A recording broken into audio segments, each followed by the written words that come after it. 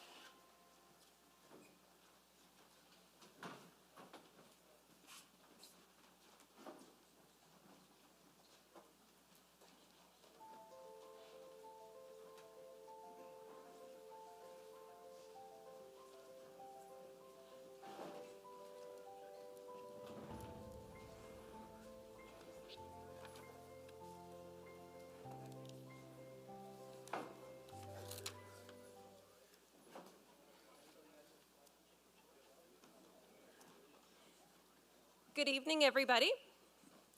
Can you hear me okay? Yes. Wonderful. I think we're kind of starting on time. Is it 7:30? It's pretty close. So be patient with us as I'm kind of learning this. So on behalf of the Listowel Agricultural Society and the Perth County Federation of Agriculture, we welcome you to tonight's provincial election all candidates meeting. Thank you to all of you in attendance tonight. After the last few days, it's been nice to get out. Some of you probably had enough of old man winter and are so looking forward to spring. It's definitely been a challenge. Yet I personally kind of like the beautiful winter weather that it's provided. It's given us a chance for reflection on the past and anticipation for the future. My name is Carolyn Vanderheiden, and I'm president of the Listowel Agricultural Society. And I will be co-moderator for this evening with Derek Vanderwall. Derek is a dairy farmer from St. Mary's and is the president of the Perth County Federation of Agriculture, representing the interests of over 1,700 farming families in Perth County. This evening is being co-hosted by the Listowel Agricultural Society and the Perth County Federation of Agriculture. The Listowel Agricultural Society is a completely volunteer-run organization in this community.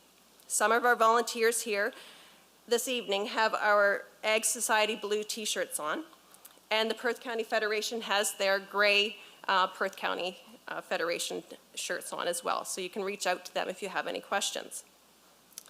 The Perth County Federation of Agriculture is comprised of volunteer farm industry leaders from Perth County who work to represent the needs of this unique rural hub. The Perth County Federation of Agriculture strive to provide practical solutions to legislative issues facing farmers today, as well as create a dialogue with policymakers. To those in attendance, to those watching live online, and to those watching at a later date online or on Whiteman Cable TV, thank you to MFAV Live Productions for their assistance with having the event online. So they're at the back there. You can talk with them afterwards as well. So a little bit of housekeeping. If you're new to the Ag Hall, welcome. Our bathrooms are just back down the hall there, just behind us. There's coffee, water, and some snacks along the back wall, so please help yourself. At this time, I'd like to welcome our candidates this evening. We have, sorry, I'm just trying to get them in the line here. We have James Montgomery from the, no, we have Jason Davies from the New Democratic Party. We have Matthew Ray from the Progressive Conservative Party. We have Robert Smink from the Freedom Party, and we have Ashley Fox from the Ontario Liberal Party.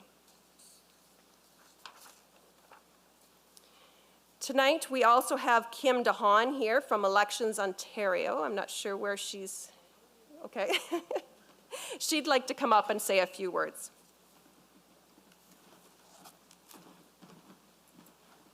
Hi, everybody. I'm the Public Engagement Liaison at Elections Ontario. I imagine that if I'm speaking to you, I'm preaching to the choir, but I just want to please encourage everyone to get out and vote, and to get you all to encourage everyone you know to get out and vote. If we want to have a government that is truly representative of the people, we need to vote. I want to let you know that the advance polls are currently underway. They started yesterday and today, and they will be again tomorrow. Here in Listowel, they're at St. Joseph's Church from 10 a.m. until 8 p.m. So I would highly recommend anybody who can to go out to the advance poll, because who knows what the weather's going to be like next Thursday. So otherwise, the election day is next Thursday, the 27th. I also want to let you all know something we are offering that is not very well known to people, but I want you to know that if any family or friends are housebound, if they're not very mobile, they have a hard time getting out, getting around, we make house calls. So please have them call us at the returning office in Stratford. The phone number's on the website.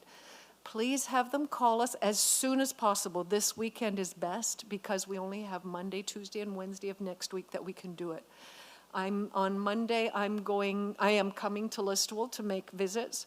We have a gentleman in Atwood going to be later in the week. So please, please, please encourage anyone who cannot get out to vote to give us a call, and we will come to them.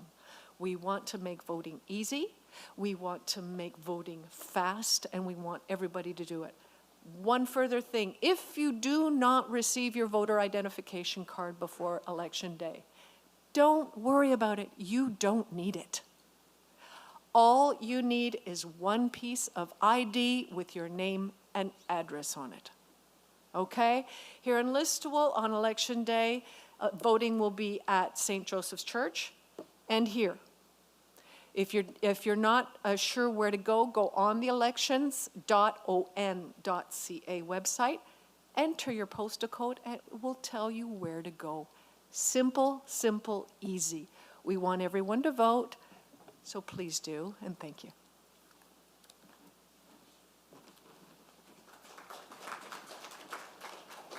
Thank you, Kim.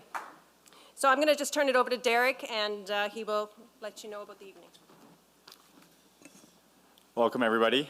It's nice to be here. So before we get started, I'm just going to go over some of the rules for the evening so you guys are all aware of what's going on.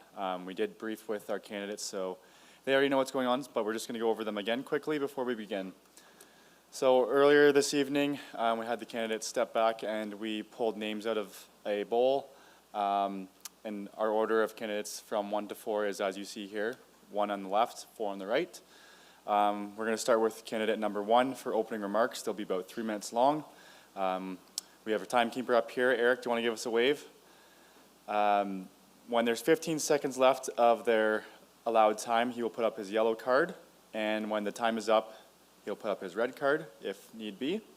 At that point, I'll ask the candidates to please stop, and we'll move on to the next one. So those are for opening remarks. We'll go 1 to 4, and our closing remarks will be 3 minutes as well. Same thing, except we'll go from 4 to 1, the opposite direction. For actual questions, we will see how many we get through tonight. It's going to depend on how long our answers take. But we will start with also candidate 1, and then work our way down the line. But for the second question, we'll allow the second candidate, number 2, to answer first, and then we'll kind of keep going along. You guys will get the hang of the hang of it as we go. As well, we just ask that if you have any questions that you would like to ask, if you want to write them on a piece of paper, we have some runners that will pick up the cards. Whoever's a runner, do you mind just putting up your hand? We have Jaden and Julie over here. They'll come and pick up your card if you just wave it in the air. And our moderators, which are over here, our question moderators over here, they'll review the questions and help determine whether they can be asked at some point. So if you have any questions, feel free to use a pen and paper. If you need one, let us know. And like I said, it'll depend on how much time we have and it'll determine how many questions we can entertain. Each candidate will have an opportunity to answer each question, as I said, and whether it's directed at one candidate or not. And then our official start time will be just shortly here. We aim to be wrapped up around 9:30, so we are going to allow one question after 9:15, and we'll let it be answered by all candidates, and then we'll go into our closing remarks. So is there any burning questions from the audience? Do you have a question, sorry? Oh, sorry, you have a literal question on a piece of paper. That's awesome.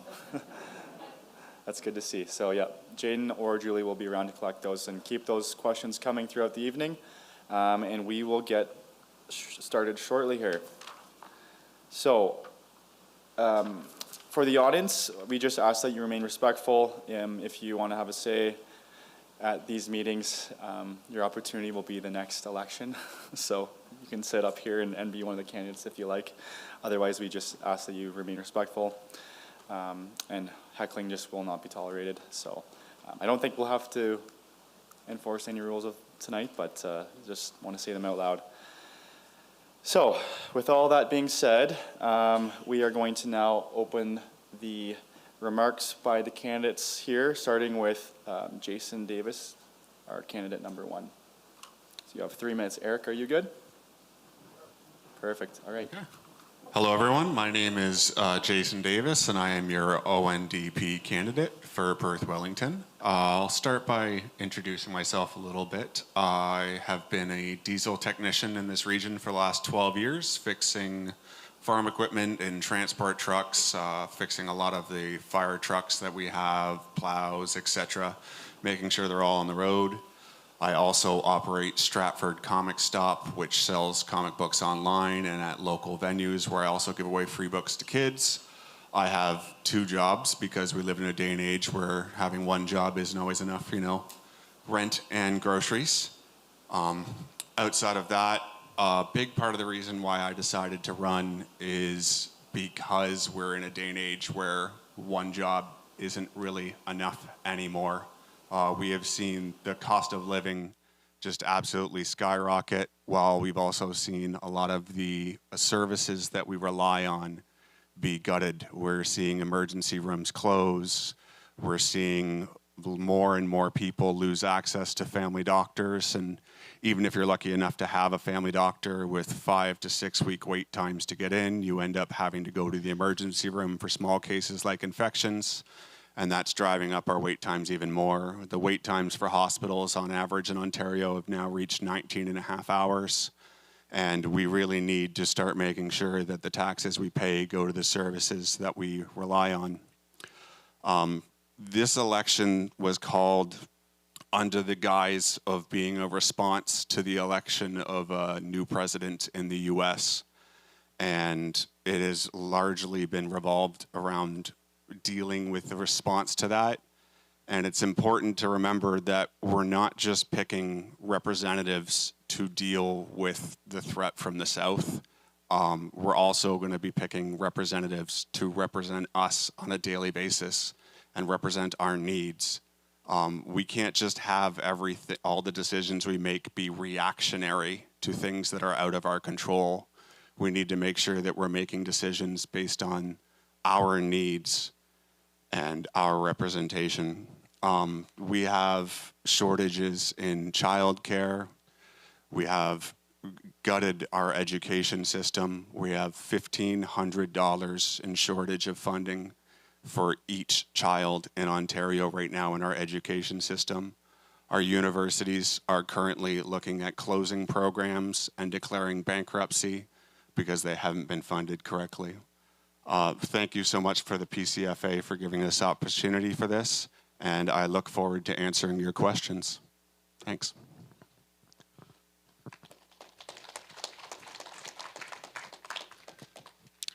Good evening, everyone. For those who don't know me, my name is Matthew Ray, and I've had the honor and privilege to represent the good people of Perth Wellington at Queen's Park for almost 3 years now. I am running for re-election. Amongst those people are over 4,000 farm families, which the Perth County Federation of Agriculture represents, as well as the Wellington County Federation of Agriculture. I know there are some members in the room from that group as well, and I just want to thank both those organizations for their advocacy at the provincial level, as well as the Listowel Ag Society for hosting us this evening, hosting a polling station, which is also very important on election day, and all the work they do in the community to promote agriculture and the strong roots that are here in our community. This provincial election is about choosing a next government to outlast a U.S. president that is seriously thinks we will be the 51st state. He is dead serious about that. We have a plan, if re-elected, to protect Ontario, to ensure we continue to rebuild Ontario and continue to keep costs down for everyone across Ontario. I'm pleased to say, by working together with municipal partners, agriculture partners, and community groups, since 2022, we've secured an additional $200 million in net new provincial funding to Perth Wellington in infrastructure, healthcare, and education. Obviously, there's more work still to be due, but we need to be able to protect Ontario so we can continue to make those investments in our communities across Perth Wellington and across Ontario. Since 2018, over 30,000 more people work in agriculture. That is a great stat. And we're going to continue to support the industry that is giving these good paying jobs to young people in our communities across Ontario, whether it's northern or rural Ontario. 16% of Ontario's manufacturing is from the food and beverage ag industry in Ontario, 16% and growing. We actually produce the most cookies that go to the US. Trump was going to tariff cookies because they're all produced in Mississauga and Brampton from the grain, mostly grown in Perth County and Wellington County.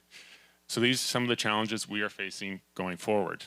And our government will be there, as we have been, to support our agriculture sector, whether it was increasing the RMP program by $100 million, ensuring that we're there with other initiatives to support diversification on the farm. I had the honor of introducing a private member's bill, the Growing Agritourism Act, and appreciate many of you in this room supporting that initiative, highlighting the importance of that to our communities and the intersection of agriculture and tourism. Luckily, it was passed before the House rose for Christmas, so I'm pleased to say this piece of legislation, the first of its kind, is now law in Ontario, and many other provinces are looking to us to see how we can implement that going forward. I look forward to your questions. Thank you. Hello, thanks all for coming. I appreciate the effort that you made to get here. My name is Robbie Smink. I'm with the Freedom Party of Ontario.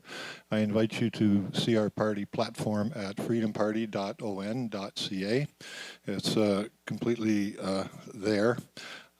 What you're going to do tonight is you're going to hear a lot of BS word salads about how the candidates and the parties want to play Santa Claus and spend your money, which basically means they want to tax you more. There's only one taxpayer, and every time you look at him in the mirror, you're looking at him. You just heard Matthew talk about $200 million in new money, free money. It doesn't come from anywhere. It doesn't come from your pockets. It just grows on trees and falls off so they can spend it. These people want you to believe that the problems that they caused, government problems, they expect you to believe that they're going to be able to fix them. So we need to downsize government, not grow government, which is what all these other parties want to do. Bigger government means more taxes, and the things that I'd like to talk about tonight are probably not going to be discussed, but I'd like to talk about COVID and the results of COVID and the fact that we should give restitution to all those people like doctors and nurses who got fired because they didn't want to take this illegal jab. I'd also like to talk about chemtrails, which are spraying on us every single day. They're spraying our farms. They're poisoning the air we breathe, the water we drink, and the ground that we grow our food on. I'd also like to talk tonight about the CO2 hoax.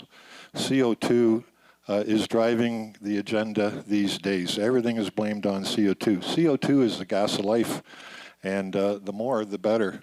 CO2 only constitute 0.04% of our atmosphere, and it's a requirement for all living things, animal, people, and fruit and vegetation.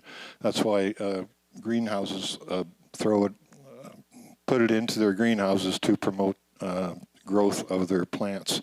Now, 0.04% doesn't sound like much to most people, but let me put it this way.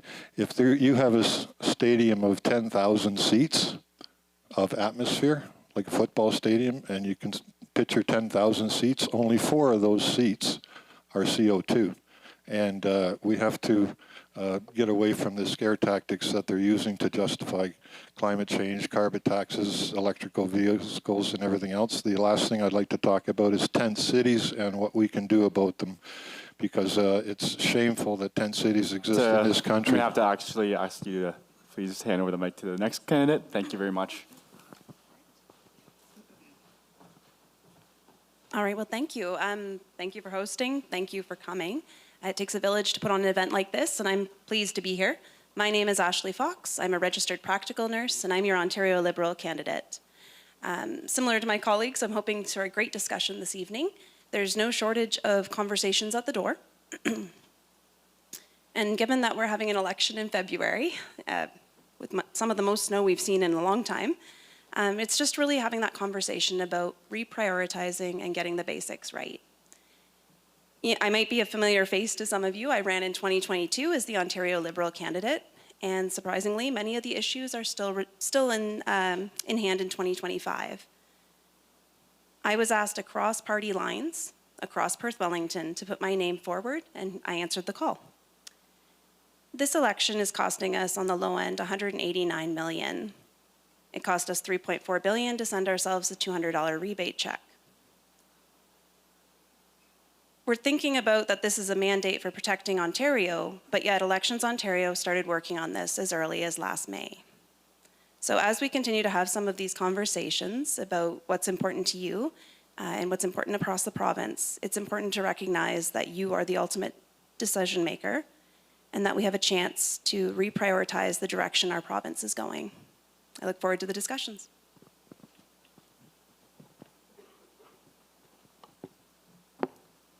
Thank you very much. So we're going to start with our first question, and we will be starting with Jason, and then we'll go to Matt, and then we'll be going to Rob, and then to Ashley. So they each will get a minute to respond to the question. So the first question I have here for Jason: what will your party do to prevent another Wilmount Township land grab fiasco from happening again? All right, thank you for the question.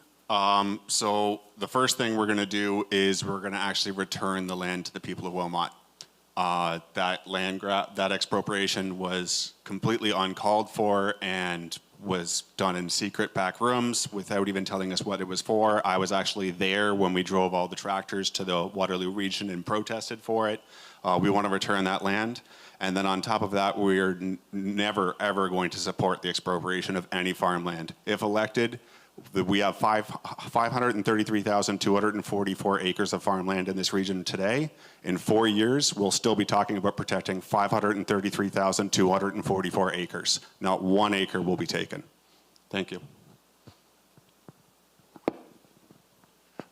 For my part, if re-elected as the MPP of Perth Wellington, I'll continue to work with our local municipalities and agricultural organizations. I know Perth County Federation of Agriculture does a great job working with our local municipal councils to those who may not come from a farming background. I know some current farmers do sit, obviously, in North Perth Council, but I'm thinking of Stratford.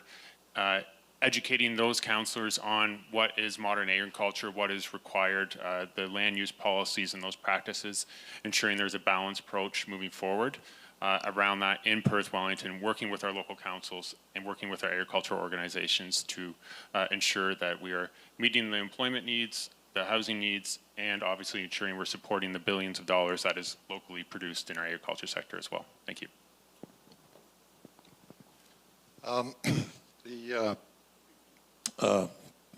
I'd like to discuss basically the fact that, here's another problem that's caused by government, basically this land grab issue. I believe it should be up to the private sector to do with their land what they want. I think a bigger problem facing farmers is the chemtrails that they're spraying every single day up in the sky, which affects the air we breathe, the food we grow, the land we grow our food on, and the water we drink. These chemicals that they're spraying are metal nanoparticles of aluminum, barium, strontium, magnesium, graphene, and other sulfates. Every one of those metals is deadly poisonous in itself, and when you put it in a toxic soup and spray it on us, what is up there has to come down, and that's going to affect the farmers more than anything else.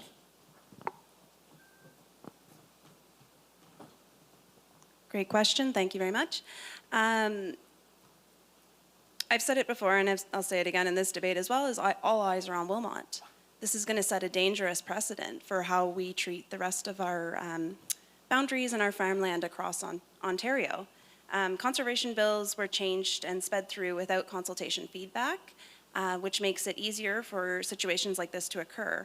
There's a priority as we go forward on food security and interprofessional trading, but we really do need to bring back our stakeholders back to the table, have conversations, be transparent, and also we need to respect our planners. A lot of the conversations from Wilmot is, the increase of MZOs under this current government, the high turnover of planner employment. It's suggesting that there's a lot of pressure from the province, and we really need to switch that so that the voice of the people is coming back in the consultation. Thank you for your responses on question one. Question two, we'll start with Matthew Ray this time. What is your party's plan to improve access to healthcare and prevent ER closures? So our government has invested $1.2 million to expand primary care across Perth Wellington. Listowel Wingham was the family health team that received some of that money. It is helping over 3,500 families access primary care in our rural communities closer to home. Listowel Wingham decided to partner, which I think is a great idea, partner with family health teams across Huron and Perth, because it's an Ontario health team catchment area, to develop an unattached patient clinic. And so the provincial portion of this funding is helping individuals who may not have a family physician or a nurse practitioner gain access to primary care locally at one of the family health teams across Huron and Perth. That's well in advance of 10 family health teams in that catchment area. Continuing to make those investments, we're committed to, if re-elected, ensuring that everyone who is currently on Healthcare Connect has a family physician or a nurse practitioner by the spring of 2026, a $1.8 billion investment over the next 4 years. Thank you. Yeah, I remember when, as a child, before we had socialized medicine, hospitals were clean. There was no waiting lists. We had our own doctors. The doctors knew us by our own names. Right now, Ontario spends more on healthcare than any other jurisdiction, and we have the worst results. We have to allow private competition with the public healthcare system, and we have to promote more holistic medicine like chiropractors and naturopaths. Right now, you have a bad back, they go to a doctor, he prescribes pills. If that's not good, he has surgeries, but he should be prescribing a chiropractor.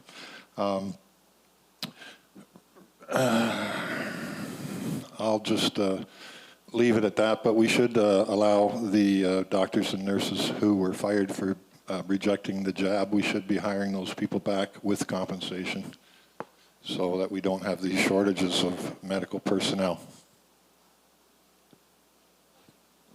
Thank you very much for the question. One of the first things we would do is continue to track. In 2021, the Ford government stopped publicly disclosing our hospital ER closures. And this is important because if we are going to have accountability and transparency, we need to track them and we need to actually be accountable for our actions. Our party's stance is that we are primarily focused in healthcare. We're looking at expanding our medical schools, making sure that primary care is considered a job of choice, expanding our primary care and our NPs. You know, this is a very serious issue. 2 of our top 10 of Ontario hospital ER closures were right here in Perth Wellington. And we also need to start respecting our healthcare professionals. 63% of RPNs in Ontario want to leave this year. And so we need to start showing some respect. We need to respect their wages and respect their scope of practice. We would also expand NP billing under OHIP because that is what they are assisting with, as well as our promise to have access to a family doctor and healthcare hubs within 2 years. All right, so if you lie on this stage, I'm going to call you out. Ontario doesn't spend more than the rest of the country on healthcare. In 2022 alone, we underfunded healthcare by $12.3 billion when compared to provincial averages. Nope, we don't spend more than everyone else for less. That's not true, we're underfunding. Moving on from that, what the NDP will do is we're going to hire 15,000 new nursing staff so we can stop spending hundreds of millions of dollars by paying for profit private nursing agencies and instead hire them on ourselves. We're going to ratio the number of nurses to patients so that we don't have nurse burnout in there. We're going to hire 3,500 new doctors by increasing the number of residency spots, create a path to practice for the 13,000 internationally trained doctors that are currently in this province but unable to do practice. And then we're going to just fund healthcare properly. We are not doing that. That's one of the reasons that they're closing. In 2017, the Liberals passed legislation to allow private clinics in Ontario for the first time in 44 years. And since then, we have increased funding for private clinics by 287% while underfunding the public system. Thank you. Thank you for your answers. So moving on to question number 3, we'll be starting with Robert. What is your party's policy to improve access to affordable housing? Well, actually, I saw something very interesting today on my just before I got here. It's called Luban Housing, Luban. They make totally. Like the whole thing is all set up so that you can live right in it. $10,000 a piece. It's only about 500 or 600 square feet, but it comes with a bedroom, kitchen, everything else. These are now being promoted, and this is one way that we could get rid of this housing problem and tent cities. So for $10,000 a piece, you could put up a lot of them and give people a place to stay and rest their heads so that they can have the wherewithal to move out into the community and get a job. It's pretty hard to get a job when you can't even have a place to sleep, and in 40 below weather as well.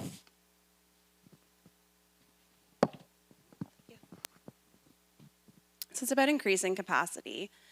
We would eliminate provincial land transfer tax for first-time homebuyers, seniors downsizing, and not-for-profit builders. Scrapping development charges on middle-class housing, which can add up to $170,000 per home. But it's also looking at rentals as well. So we would be looking at introducing phased-in rent control, resolving landlord and tenant board disputes within 2 months, and establishing a rental emergency fund for vulnerable renters that are experiencing rent evictions and financial emergencies. But the main theme, which is very consistent, is that collaborative approach across government levels. The province has been absent significantly, resulting in the federal government having to approach municipalities directly. And so by having all three parties, or all three government levels, specifically at the table, we can probably eliminate many of these issues. So the last time that Ontario had a specific housing agency that dealt with building housing in Ontario was when the Backstreet Boys first formed, and that was 1993. So the NDP would create the Homes Ontario agency, which would be specifically designed to build affordable housing for purchase as well as rentals, working with local nonprofits and municipalities. This is something very close to me. I co-founded Stratford Affordable Housing Alliance. I'm the director of Mackinac Community Land Trust. We're looking to build 60,000 units of supportive housing, 300,000 new rental affordable units, and we also want to start building affordable homes people can purchase. We don't need to continue to build $800,000 homes people can afford to purchase. That's how we're losing farmland, by not utilizing the land we have to build the missing middle and build homes that actually are needed, not just the ones that make money for developers. Thank you.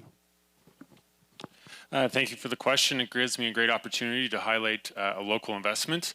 The Music Hall, the United Way, United Housing, the provincial government is providing them with $200,000, a total $1.8 million investment in Perth Wellington to build deeply affordable housing. It was a larger investment recently of $75 million for those who may be experiencing homelessness, building in deeply affordable housing. We had that call out, and it was great to see that locally, the Music Hall will be receiving that funding, and the United Way will be able to move forward with that as well. It's also important to recognize that we increased the Homelessness Prevention Fund by 40% to almost $700 million annual funding to our housing service providers. Ontario actually has the most affordable housing stock, buildings, in the entire country of all the provinces. Unfortunately, the federal Liberal government underfunds it by $400 million. So if they decide to come to the table and pay their fair share, we're happy to continue to build more affordable housing. Thank you. Thank you for your answers. Question number 4, we'll start with Ashley this time. Rural infrastructure and funding, it is becoming an increasing issue. It is needed for a vibrant economy. How will your party provide and maintain funding to properly fund municipalities and support rural infrastructure?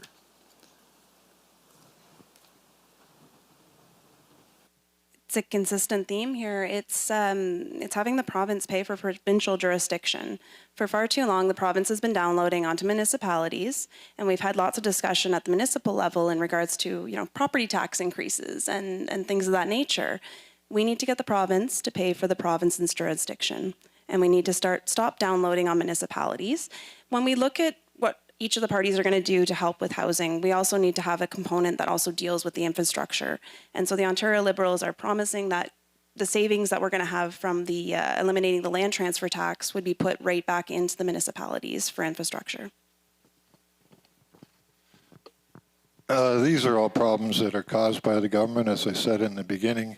I've never seen a government employee build a house ever.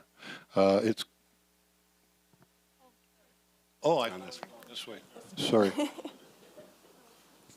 Okay, yeah, so the NDP is committed to upvoting all, especially highway maintenance and stuff like that, to the province. We're also looking at public transportation being uploaded to 50% provincial, 50% municipal, instead of 100% municipal as it is, so that we can expand on the infrastructure we have in public transportation. And yeah, it's just about getting more of that put onto the province and less on the municipalities. Over the years, we've been devaluing municipalities by removing development charges and stuff like that help fund them, and that has in turn meant with municipalities having to increase property taxes so that we can be angry at our municipalities and not aim the anger where it should be at a provincial government that's not doing what it's supposed to be doing. Our government is providing $3 billion in housing enabling infrastructure, whether that's for roads, wastewater, portable water systems as well, to ensure that we unlock more homes across Ontario. This is the #1 thing I hear from rural municipalities in Perth Wellington and across Ontario, is the need to get pipes in the ground, to get roads built, to help them build homes that people can afford. It's also, our government doubled the Ontario Community Infrastructure Fund, which is money straight to a municipality for them to provide infrastructure. They can decide and identify what specific infrastructure. I know Perth Wellington received $11 million through the Municipal Housing Fund to help unlock over 2,000 homes. Listowel received some funding. Listowel has also received Connecting Links funding, and our government also increased the OOMF, the Ontario Municipal Partnership Fund, for the first time in many, many years. And we will continue to work with our municipal partners to build Ontario. Thank you. Basically, the problem is that, you can say, well, we're going to hire 3,500 doctors, but how? It takes 7 years to become a doctor. It's going to be 7 years before any of that comes to fruition. And how was that problem caused? Because the government put a limit on medical school entrances. I've never seen a government employee build a house, ever. It's contractors, it's construction people. The government couldn't run a Max Milk store without going into deficit. So for you to expect them to fix the housing problem, it just unbelievable. When you see Matthew say, oh, we got $3 billion we're going to spend on this, what he's saying is we're going to tax you another $3 billion. Thanks for coming. We need our own DOIG. Department of Government Efficiency, we got to cut government spending and waste and downsize government, not increase it, and not let politicians play Santa Claus with your tax dollars. Thank you for your answers. So we're going to move on to question number 5, and we'll be starting back at the front there with Jason. How does your party intend to support young farmers and new entrants?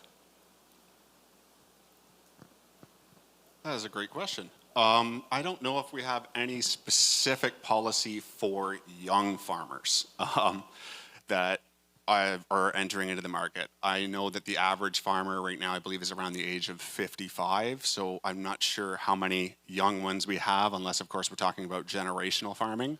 The biggest thing that we're looking at doing for the farming right now, especially in lieu of the tariffs that are coming, is removing the cap on the risk management program.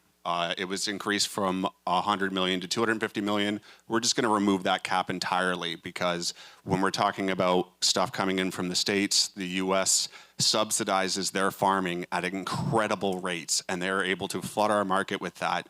And another thing we're going to do to encourage farming is a school lunch program that is entirely fed with Ontario products. Thank you.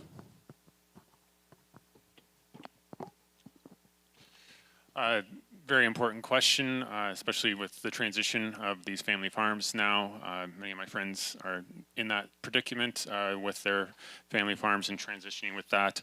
I know one initiative which, again, going back to housing, the province was working with our agriculture sector around on-farm housing to allow that to be built more accessible, a little more than an accessory dwelling unit. And having them be able to live on farm, obviously if they have livestock to help in that carrying of those animals as well. It really is also ensuring that we're creating the business climate environment for the families to make those significant reinvestments in their operations. These are most likely now multi-million-dollar businesses, and ensuring we're there to support an environment where it is easy to expand a business, to grow your business, and to support our growing agriculture sector and young people wanting to get into it and enjoy the good paying careers that exist there today. Supporting farmers is not the job of the government.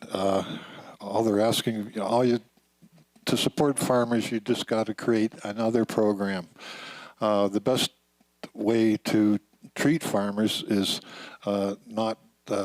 is through the free market and capitalism, not socialist policies. We got to cut their taxes and also their inheritance taxes, which stops farms being left to the next generation.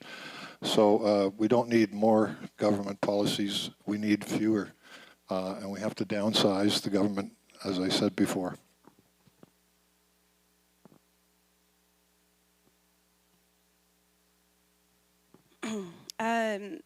So for young farmers as well as all aged farmers, we obviously have talked about the risk management program. This was a conversation in 2022. The money just magically appeared just before this election, but we would look at enhancing it as well. And we would also look at introducing the right to repair legislation, which helps to equip farmers with appropriate tools, enhancing productivity, but lowering the cost of business. Ontario Liberals foster excellence in research and tracking, so we would want to focus on disease prevention. I know we've heard quite a bit coming up from the States, and we'd focus on local innovative enhancing for awareness and demand of our foods grown in Ontario. One of the things that we also would love to foster and hopefully would be well received across the table is also the flexible local farmer-based succession planning, something that we've been missing in this province. Thank you. Question number 6, starting with Matthew. Will you and your party update and resume property assessments, and if so, when? So the impact assessments, questions referring to that, I know are ongoing in the review of the Ministry of Finance, and the Minister of Finance was doing that. through the pandemic and after the pandemic. I know that work prior to the writ being issued was ongoing, looking towards the future.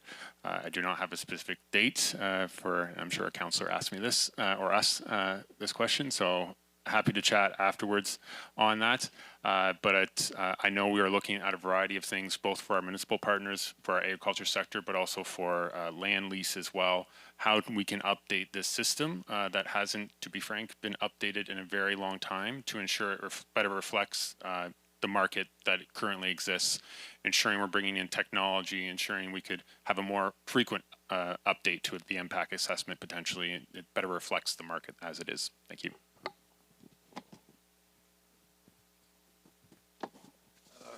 I think when they're talking about impact assessments, all they're talking about is reassessing your properties so that they can increase your taxes so that they can have more money to spend. The Ford government is running record deficits right now. This year, $6.4 billion. So even though they tax everything you do, they even tax your toilet paper. Everything they do to increase your taxes is only going to take more money out of your pocket. They tax you up, down, left, right, sideways, everywhere else, and they still can't stay within their budgets. You know, we're paying, like Jason said the other day, we're paying over $1 billion a month in interest rates on our debt, and if we're not going to pay them, it's going to be our grandchildren. So, thank you.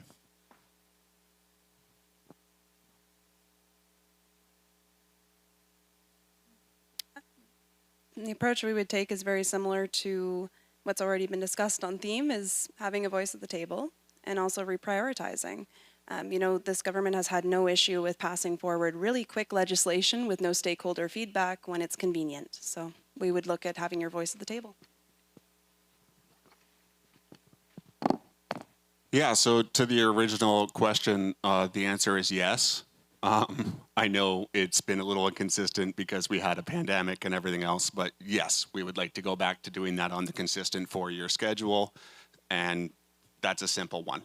Since I have some extra time, because that was a really easy thing to answer, I'm going to jump back to the government building homes. Until 1993, the #1 builder of homes was the federal government. We built 10% of the homes in this country.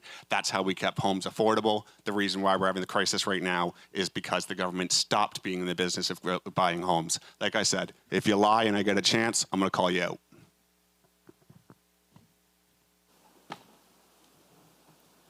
Thank you for your answers.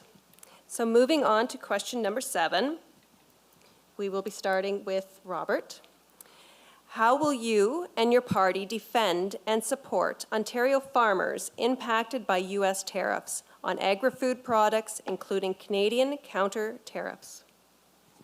First of all, these tariffs are just a way for Trump to get our attention. The tariffs themselves are not a provincial jurisdiction. The import-export tariffs are not really a provincial jurisdiction. That's a federal jurisdiction. So Ford is calling this election for an erroneous reason, and he's already got a supermajority. So his excuse about, I need a mandate from the people, he already has a mandate, and he's trying to scare you into believing that, well, let me put it this way. The best way to deal with Trump and his tariffs is to just do the two things that he wants. Get rid of illegal migrants and strengthen our border and get rid of fentanyl. We do those, there's no taxes. And then all these scare tactics that they're using to tell you that we're going to go to hell in a handbasket won't have any effect.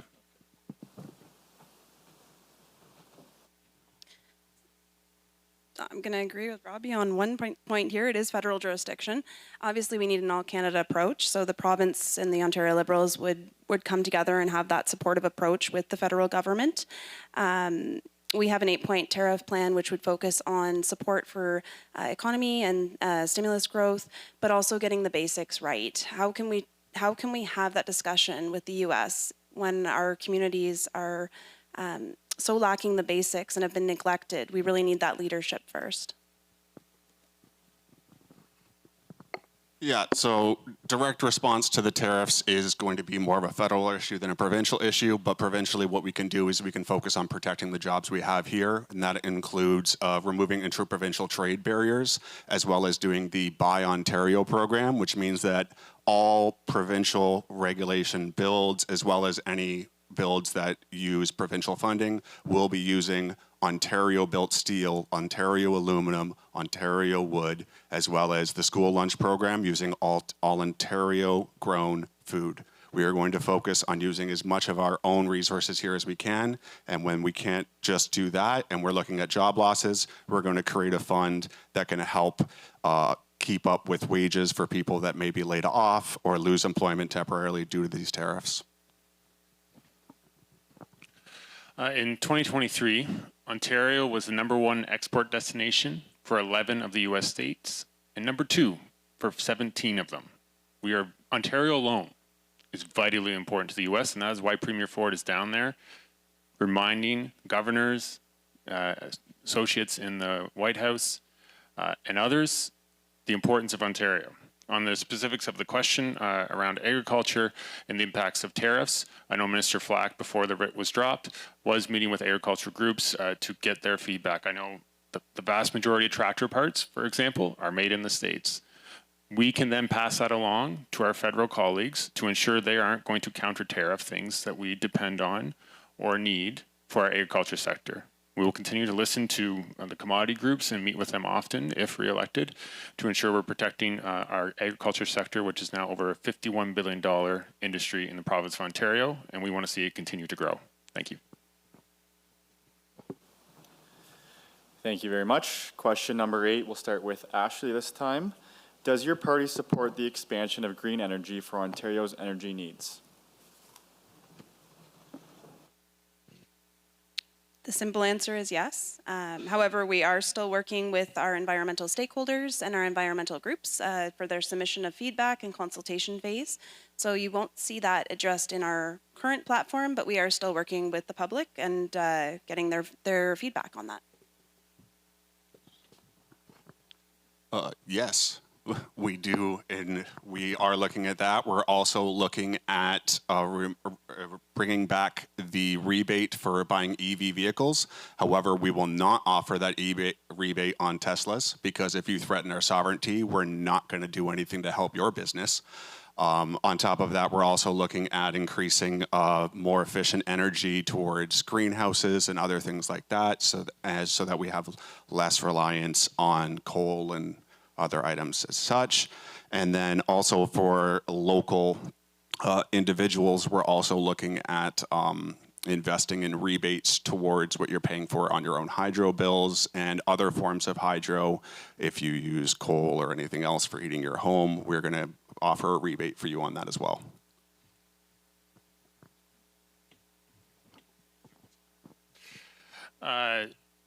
So our position on green energy is Minister Lecce released our platform around this in last fall with consultation with the OFA, extensive consultation. We will not allow massive solar farms. That's done.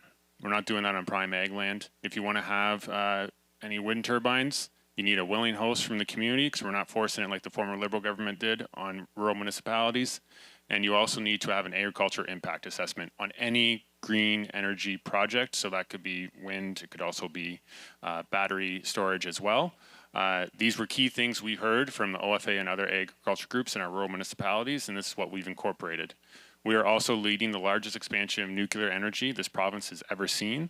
We're going to need more nuclear energy, the good paying jobs that come with that. I think of Bruce Nuclear and the investments we're making there, but investments across all the nuclear plants in Ontario, and commitment to ensure we're getting more electricity online. Thank you. Green energy is a complete boondoggle. It's the most expensive energy that you can ever provide, whether you're talking about windmills, solar, or EVs.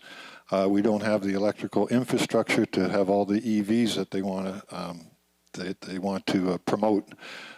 You know, each windmill out there that you see, $9.5 million. Do you think those windmills will ever produce that kind of money in electricity? There isn't a snowball's chance in hell.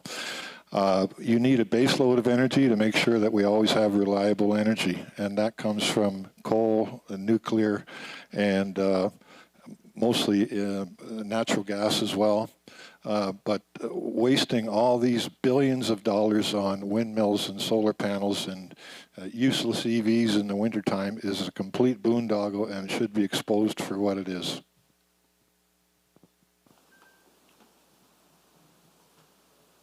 Thank you. So moving on to question number 9, we're back to Jason again. How will your party help local municipalities with funding policing and fire protection in our communities? That is a great question. So for the most part, I know a lot with other rural ones, policing is done directly through the OPP, so that would be just provincial funding on that. I don't believe in this platform we have any official specifics on any changes for the OPP, but I will check into that, and whoever supplied that question, if you want to check back with me, because I don't want to say something that's incorrect here, you can just shoot me an email at jason.davis@ontariondp.ca, or I'm old school. It's real easy to just call me. My cell number is 519-703-9994. Thanks.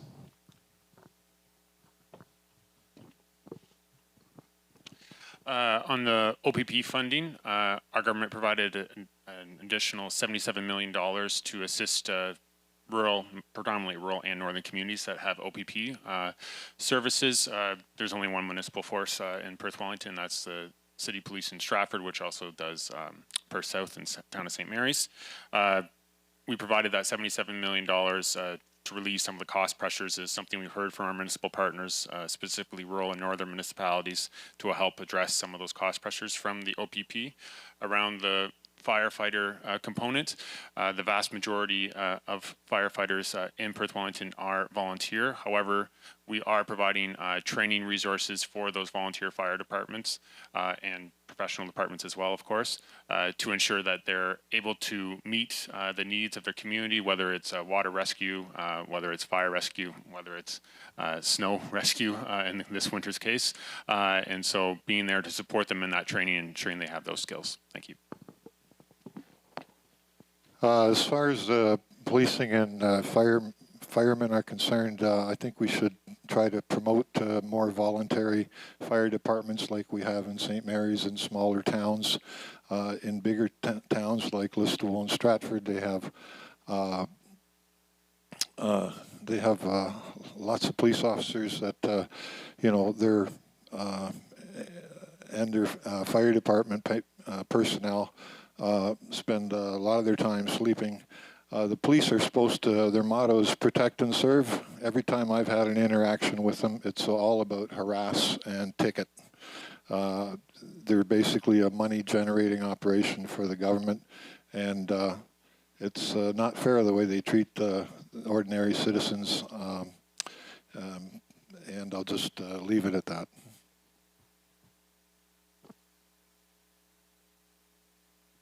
So the simple answer is addressing funding issues for recruiting, training, and retention. But it comes in a twofold. So we would also look at fixing the broken bail system, get the courts moving again. That's part of the stall back. And addressing the root cause. So looking at mental health, housing, education. One of the things that I am quite passionate about would be the mobile crisis intervention teams, giving them the investments so that people that are in systemic concerns would have the sources to assist them with that.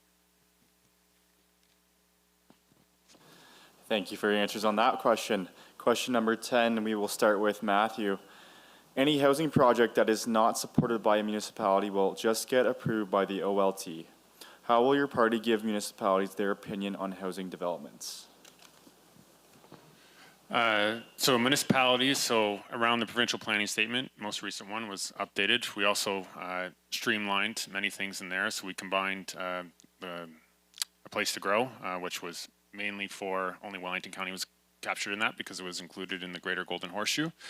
But we streamlined the provincial planning statement to provide municipalities with more power and decision-making authority on what they want to be able to build and where to build that in their communities, and so they can identify those needs. We have made changes around third-party appeals because it was holding up housing.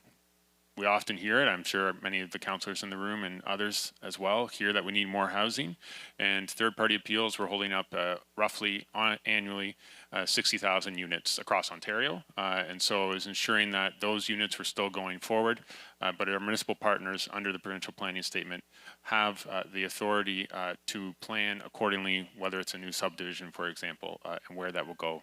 Thank you. Can you repeat the question, please? Yes, the question was, any housing project that is not supported by a municipality will just get approved by the OLT. How will your party give municipalities their opinion on housing developments? Well, I think one of the major problems with housing development is the rules and regulations that are required to even build a single house. Right now, those government-imposed costs can add up to over 50% of the cost of a house. And you know, the thing is that we got to streamline the process, make it easier for people to build affordable housing, and also to make a profit in the process.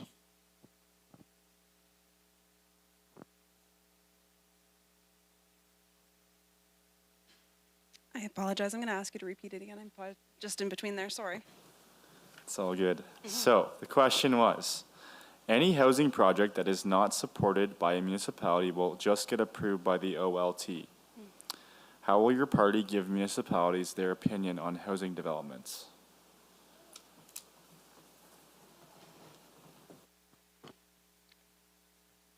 I'm going to go in the approach that it's similar to the feedback we've been receiving from municipalities in general is, again, having their voice at the table, being consistent in our approach, and making sure that we are working collaboratively across federal, municipal, and provincial so that we have a need for housing, but also in a fair planning process.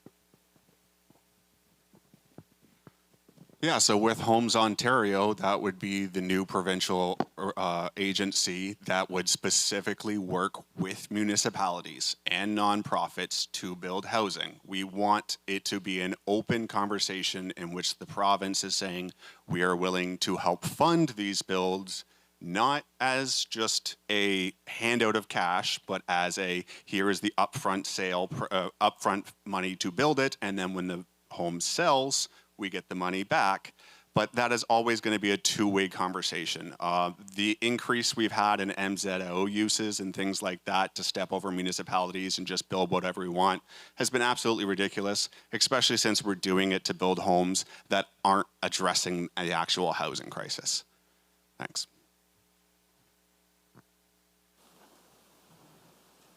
Thank you. So moving on to question number 11, we'll start at Robert. Does your party have a plan to adjust the farmers' risk management cap in lieu of the looming tariffs? Could you repeat that, please? Yes. Does your party have a plan to adjust the farmers' risk management cap in lieu of the looming tariffs? Well, if you want to see our policies on anything to do with this election, I'd invite you to go to freedomparty.on.ca. I don't have a particular answer because I'm not familiar with what the question is addressing. So we do have platforms that cover almost every major issue. So I would invite you to visit our website to see what they are.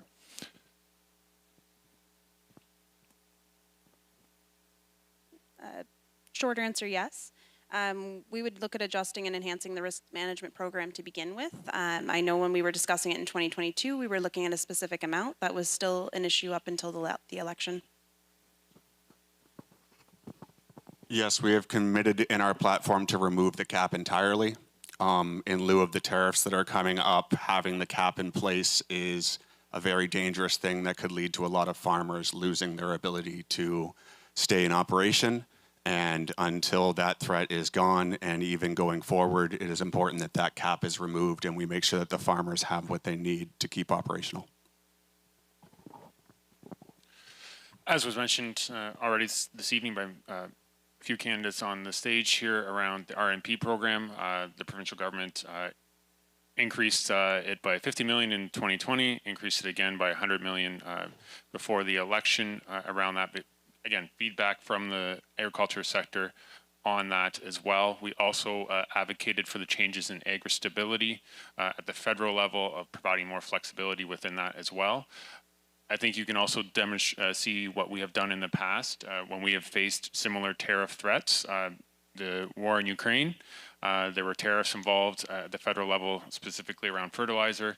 Ontario came forward with a fertilizer challenge and provided investments to farmers and agriculture operators on how they can provide efficiencies or diversify their fertilizer sources to avoid some of those tariffs at that time we were facing with the Russian Federation. And so we'll continue to work with our agriculture sector to support them and protect them through this turbulent tariff time. Thank you. Question number 12, starting with Ashley this time. With over 60% of agriculture exports going to the USA, what is your party going to do to procure ag processing like automotive and energy has gone after?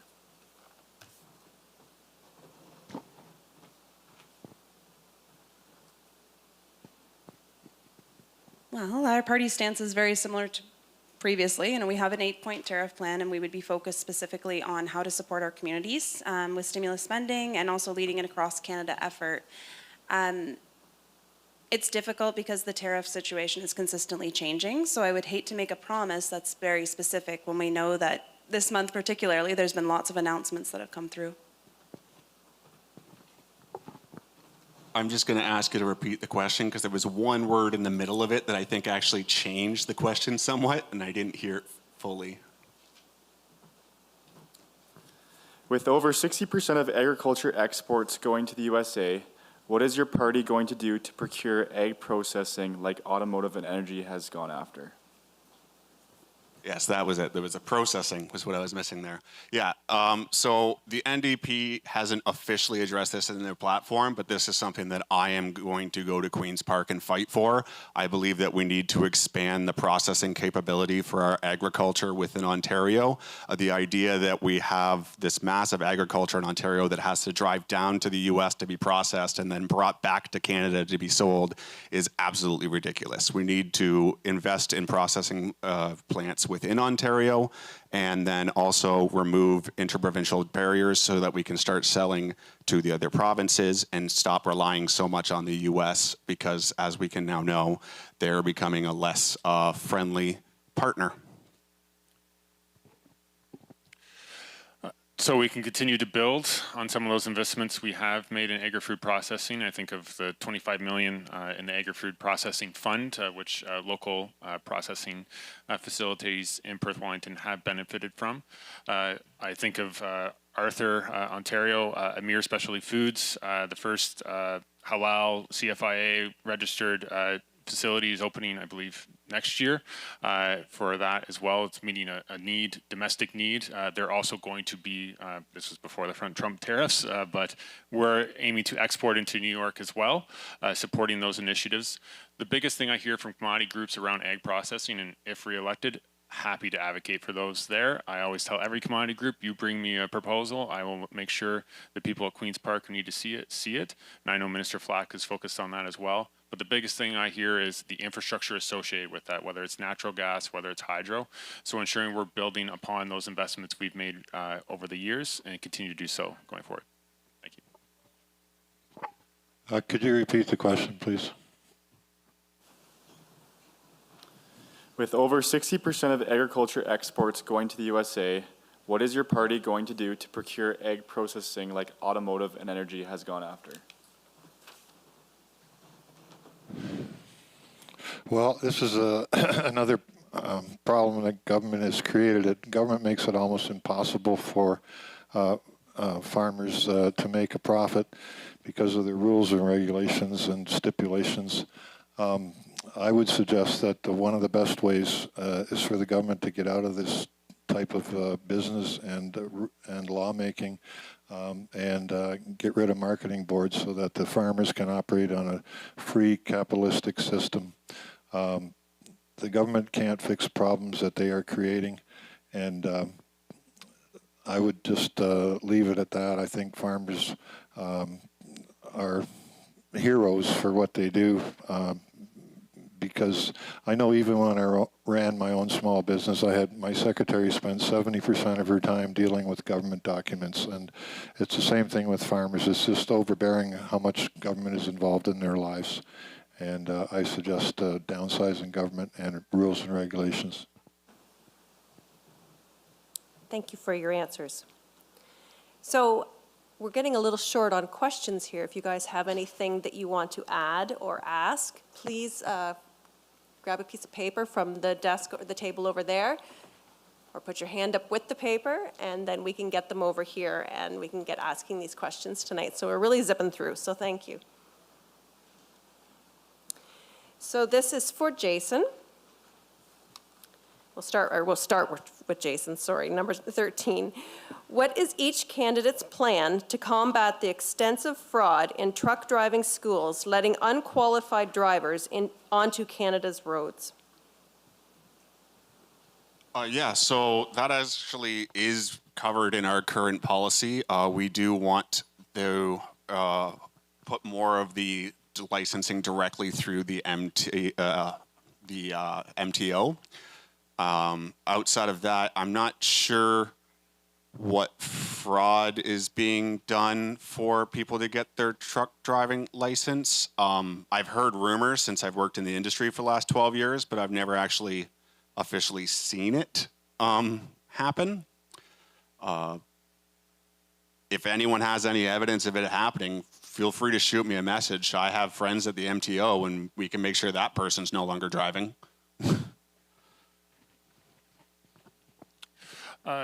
Thank you for the question. I know the Ministry of Transportation is working to address these concerns as well, but also ensuring their roadways are safe, and also ensuring that in general, for truck drivers, that we're making sure the process is streamlined for an individual to get a license. I know we talk about a lot of interprovincial trade barriers. The Premier came out earlier this week saying we would recognize all workers' certificates across Canada, so breaking down some of those barriers for an individual who may be a trucker, for example, in Alberta, and then moving to Ontario as well. And I know in livestock trucking, it's important that the individuals who are actually transporting the livestock are aware of what they are transporting and how they need to be taken care of. Thank you.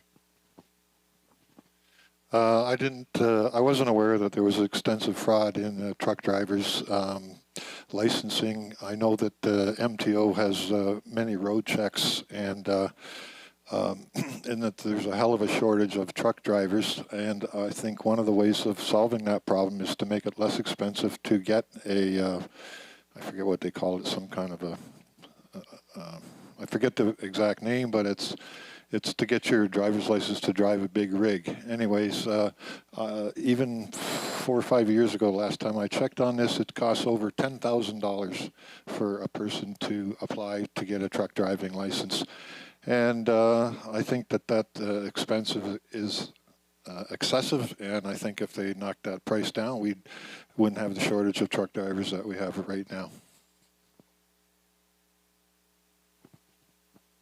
Similar, I wasn't familiar with it being an issue, but consistently in other sectors that we've looked at, there's been compliance concerns because of a lack of inspectors and a lack of follow-up. So we would obviously, if you're elected MPP, we'd have a discussion and bring that feedback forward.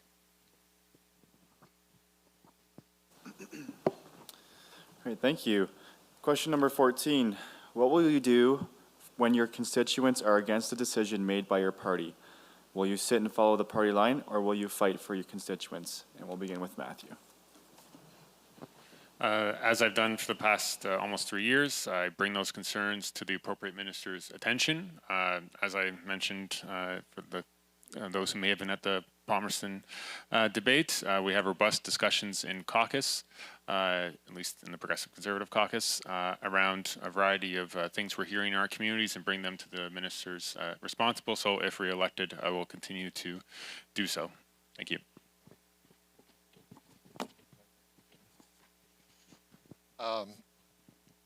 The problem with fighting for constituents is that every constituent has a different opinion. So if you take any subject that you want to take, you'll have one constituent that's for it and one constituent that's against it.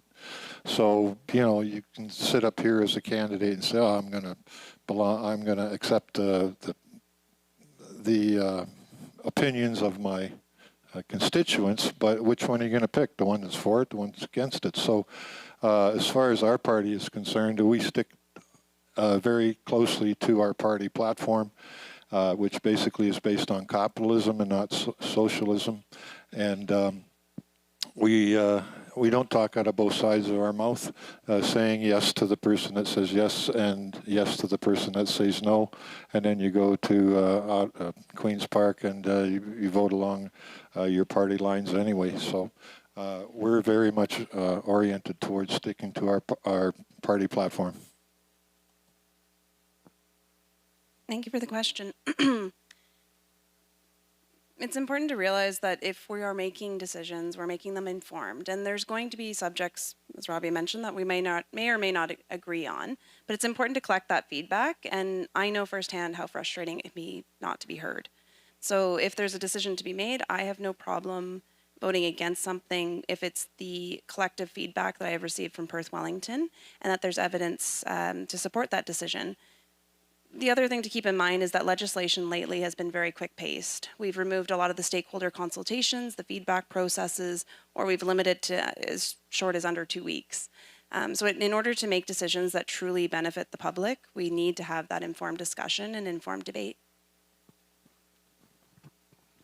Yeah, I'm going to take that question as being Perth Wellington instead of constituents, because when you're talking about constituents, many constituents have different opinions on every single topic, and it's going to be all over the place. But when we're talking about the best interest of Perth Wellington, I am running to represent Perth Wellington first. I'm running through the NDP because the NDP has a platform that I believe in, and they're one of the only parties today that are not trying to privatize our healthcare. But I am running to represent Perth Wellington and Perth Wellington's needs, and they will always come before party politics.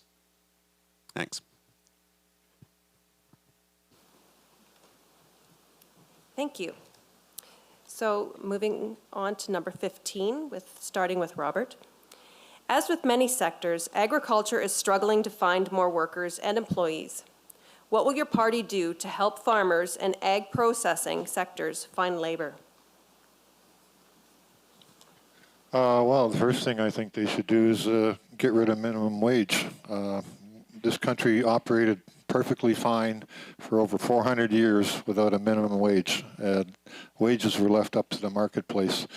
And, you have Jason down there saying, oh, we're going to have a $20 an hour minimum wage. Well, if you get that, all your prices are just going to go up. You're going to have, we already got $20 a pack cigarettes. The gas is going to be $5 a liter, and that kind of stuff. That's all you get when you increase government involvement. So I'll just leave it at that. Thank you.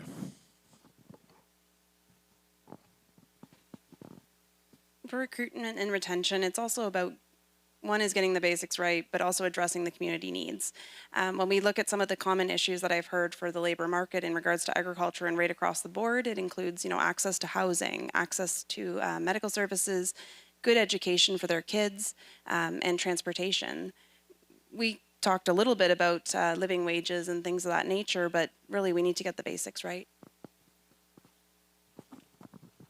I must live very much in your head rent-free for me to be saying things I haven't said all night to you. Because at no point did I say anything about $20 an hour. But nope. Anyways, outside of that, so one of the biggest things we have stopping us from having enough workers here is having the supports required to have the people to work, right? We have a shortage of affordable homes that working families can afford to live in. We have a shortage of childcare. It is very difficult to raise a family here when it's a 4-year wait list to get into the public childcare system, right?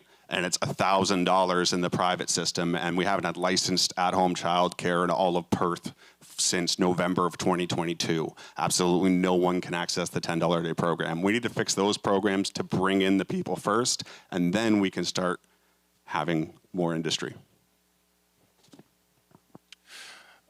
Concerning the question around young people in agriculture and getting them involved in the careers, I know Perth County Federation of Agriculture, OFA, commodity groups as well have done a lot of great work with our school system. More work needs to be done in that aspect. Locally, a lot of great work has been done with the co-ops as well, with the schools locally. That's how do we work together to get that in more of the urban centers. Individuals now and young people, agriculture needs coders. John Deere needs coders. They still need mechanics as well, the traditional mechanics, but they need coders as well to ensure that they're able to operate the modern machinery that our farmers are using. And so it's highlighting those career paths to young people at an early age, whether that's through our investments in the Skills Development Fund for retraining potentially if that's part of our tariff response in protecting our workers and ensuring we're there to support young people and encourage them to make choices in these great careers. Thank you. Thank you. Question number 16, beginning with Ashley. Some classrooms do not have a permanent teacher. This means that students might be taught by a series of supply teachers, and their students are being affected by a lack of stability in their education. How is your party going to address an ongoing teacher shortage?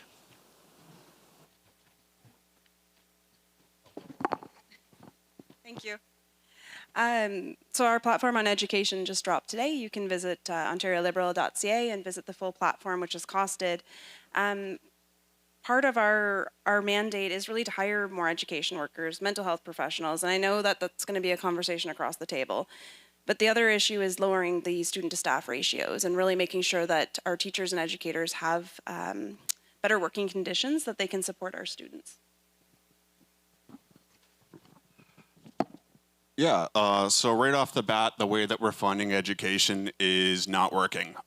We need to fund education based on student needs, not based on number of students, right? Not all students have the same needs. That's how we end up with a lot of the problems we're having today. There are like my mom was an EA growing up, and she worked with special needs kids. And to think that a classroom with special needs kids is getting the same funding as one that is other children, and just based on the number of students in that room is absolutely ridiculous.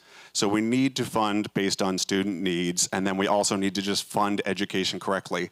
That $200 check you all got, that cost us $3.2 billion. We underfunded education this year by $3 billion. So that's where your $200 came from. It came from our kids. Also, we need to fix the school bus program. Like, why are kids in rural areas not able to go to school because of the way we've changed the bus regulations? That's ridiculous. Since 2018, the province of Ontario has hired 9,000 more educators. The province of Ontario, since 2018, has also grown by millions of people, and we need to continue to make those investments. Since 2018, education funding has increased by over $10 billion, $5.7 billion just in core educational funding as well has increased. Ensuring we need to keep making those investments in our growing communities, whether it's in Listowel or across Perth Wellington, and ensuring we're there to meet the needs of our communities moving forward, and ensuring that we have a great education system for the next generation. Thank you. I think the problem with the education system is not just, the solution isn't just to throw more money at it, which is always the answer you get. Oh, we're underfunding, we got to spend more. I think the more critical things to look at is the critical race theory agendas that they're promoting in schools, the cancer culture agenda, the transgender agenda that they're teaching our kids in kindergarten, and they, with books that are considered pornographic, they're using them in our schools. And we have to get rid of the socialist stupidity that's being taught to our youngsters. Best way to do that is to get more competition into the educational system through private enterprise. Thank you for your answers. So moving on to the next question, we'll start with Jason again. As you are all aware, there will be another carbon tax increase, 20%, in April of 2025. Will you work with your party leader to stop collecting the carbon tax, as Saskatchewan Premier did in 2023? Yeah, so I'm just going to start off with everything we just heard about critical race theory and all that is a complete lie and not true. Like I said, if you lie, I'm going to call you out. Critical race theory is a program taught at Harvard School, and it has to do with the legal definition of race. Anyways, for the carbon tax, I believe the federal government has already said they're planning to cancel that, which is great. From what their next plan from that is, I guess we'll have to wait and see. I mean, the reason we have the carbon tax in Ontario is because we canceled cap and trade. So depending on what the next federal government wants to bring in and whether or not the province of Ontario has an option on dealing with it, we'll have to wait and see. I guess we'll find out soon. I think that election's coming in like a month, so.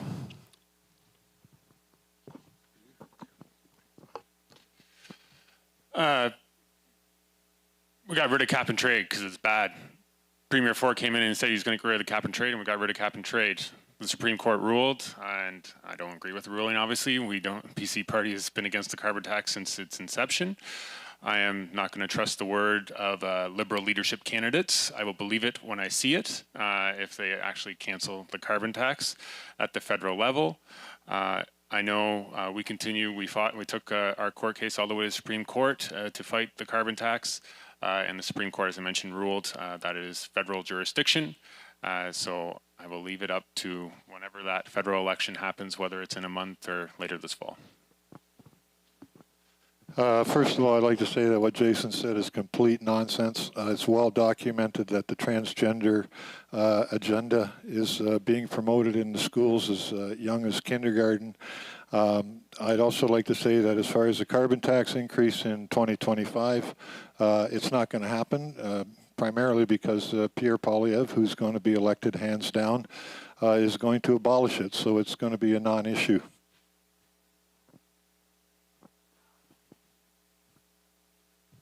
Well, you know our stance on it, and our stance for the Ontario Liberals is that we will not be having an Ontario carbon tax on consumers. We've made it very clear that life is getting more and more expensive, and we are meeting with our stakeholders and environmental leaders to hear their input and suggestions. As Jason said, it was implemented under Doug Ford. And if we're going to discuss trusting words, there's no shortage of scandals under the Ford government. I appreciate looking that up first. True enough.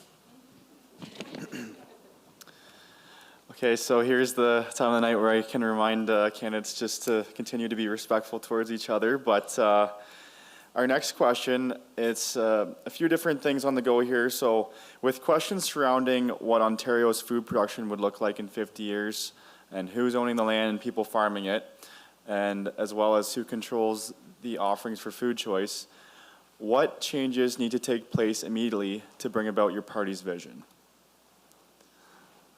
And sorry, we will start with Matthew. Sorry. That was a long question.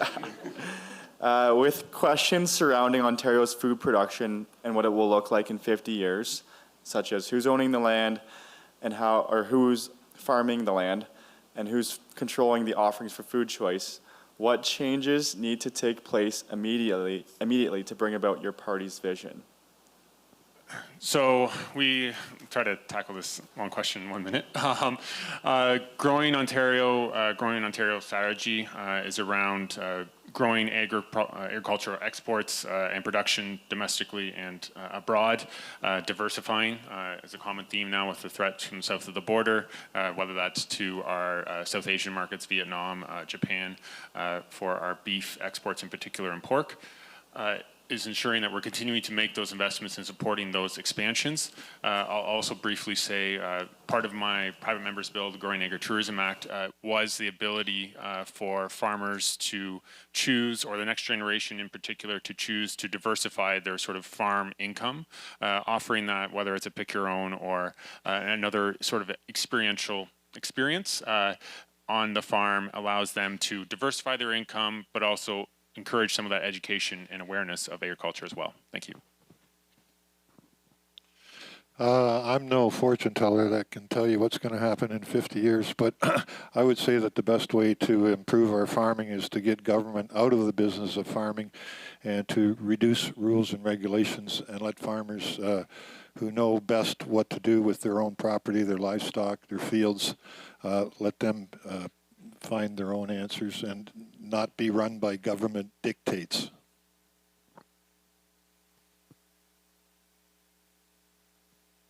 All right, I might agree with some of that. It's about getting their voices back at the table for the discussion. So, you know, MZOs were once rare. They're now more common. So it's respecting planning processes and our farmers in general. We have a plan in looking at succession planning, but we also have a plan to, you know, transform our Ontario powerhouse for agricultural communities so that they are leveraging their strengths. And by having your voice at the table, I think that's a component that's been missing. The province has made lots of decisions without your input, and it's really important to be there. So that was a really long question. So looking 50 years ahead from now, I'd like to see, well, for one, we need to make sure that we're not losing any more farmland, period. Like I said, 533,244 acres of farmland in Perth Wellington. It should be 533,244 acres in 2050. As for who's going to be doing the farming, I know that there has been a lot of question, like Stratford Affordable Housing Alliance, which is the one I started, is working with the OFA right now because they have a lot of concerns with some farmers that are no longer going to continue to farm and the next generation isn't looking to take over. And so we've looked at putting a lot of that farmland into trust on 99-year leases so that it's protected and farmed within the community. And I'd like to see that continue to expand. But obviously the first step is just multi-generational farms staying as multi-generational farms and not needing anyone else to step in. If not, community land trust, I think, is the best option. Thank you for your answers. So moving on to the next question, Robert will be answering it first. Ontarians currently on ODSP, which is Ontario Disability Support Program, are living well below the poverty line. What has or will your party commit to do to bring ODSP recipients up to a living wage? Well, we're not going to get elected, so we don't have a, and I'm just being realistic, Matthew here is going to be the one being elected because this has been a Conservative riding for too many years to remember. So the best thing that the rest of us can do here is just to give you our opinions on the way that we'd like things to be. And so that's what we're here doing. We're hoping that Matthew will take some of our ideas back to Queen's Park so that he can let his caucus members know the different opinions of different people that are running for different parties. The question about, okay, my time's up, I'm sorry, but you can go to our website to see our policies regarding that, freedomparty.on.ca. I mean, around ODSP, it is legislative poverty, so the common answer around the table should be to double it.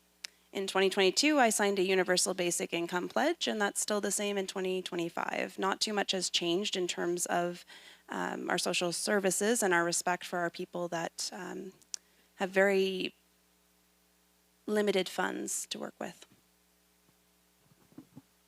Yeah, so it's been a conservative riding since I think 2009, so not that long ago to not be able to remember.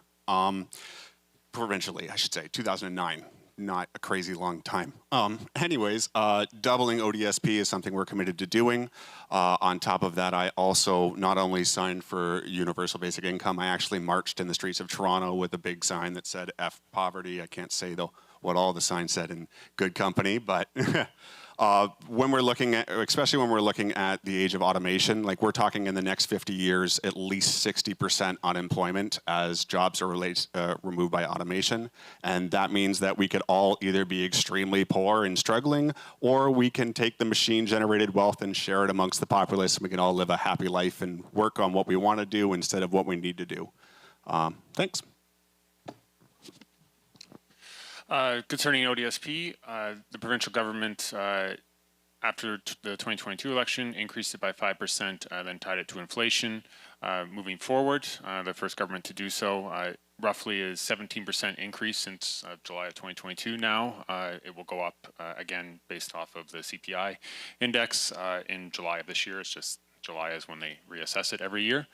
In addition to that change, we also updated the amount. And so individuals on ODSP may not be able to have a full-time job, but many have some sort of part-time job because they want to be part of the community.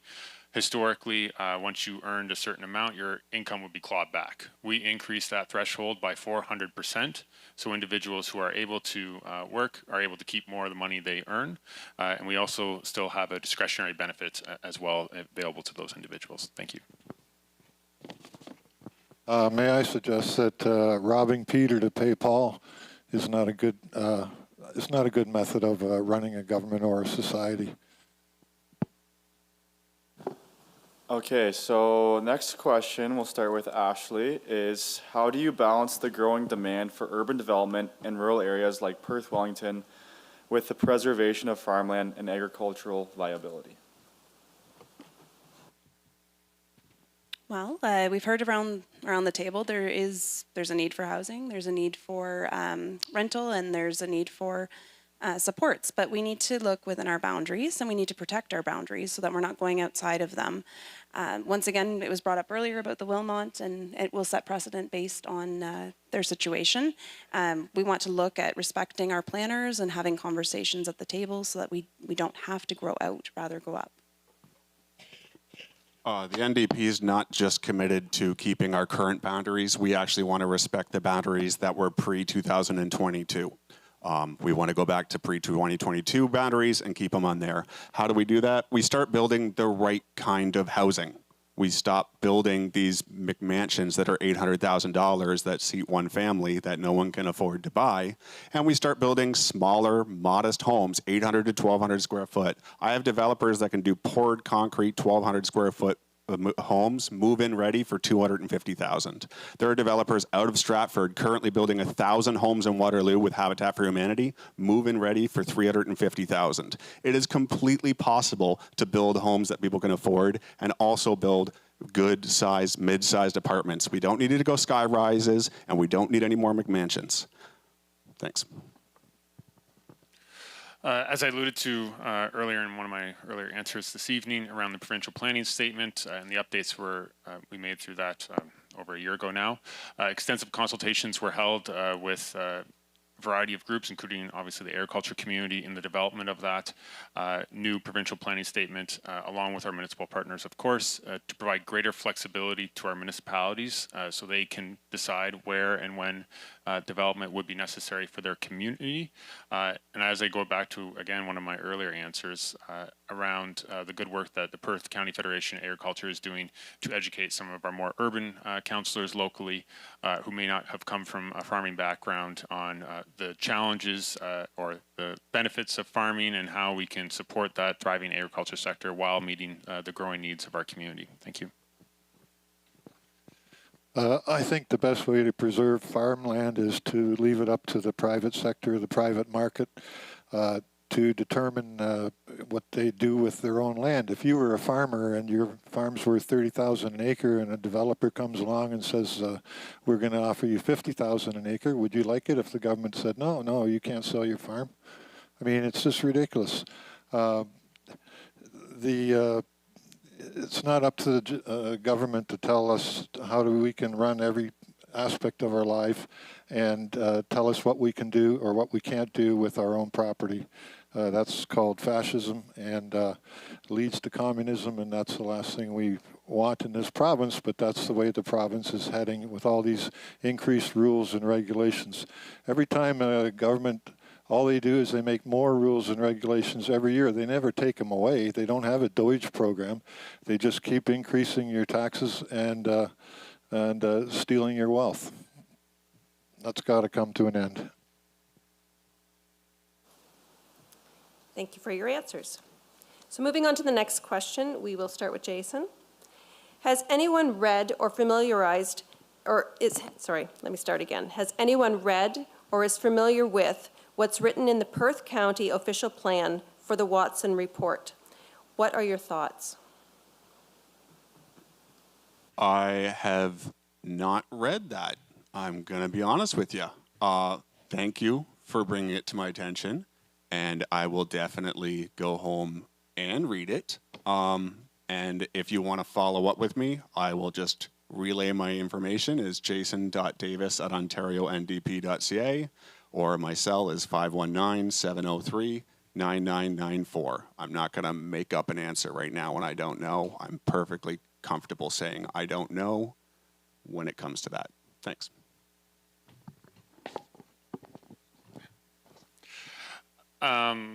I'm aware of it. I know it's the process around the current Perth County official plan updates. I understand the original plan, there was concerns from the agriculture community and Perth County, because it was at their level, incorporated some of those, some of that feedback into that plan, and it is now at the provincial government for review, and that's where it currently sits. I've never read it, don't know anything about it. I will echo Jason's remarks, and I'll leave it at that. Very similar, written it down, and we'll follow up. Thank you. Okay, question number 22 will begin with Matthew. What will your party do to provide added funding and expansion for rural transit systems?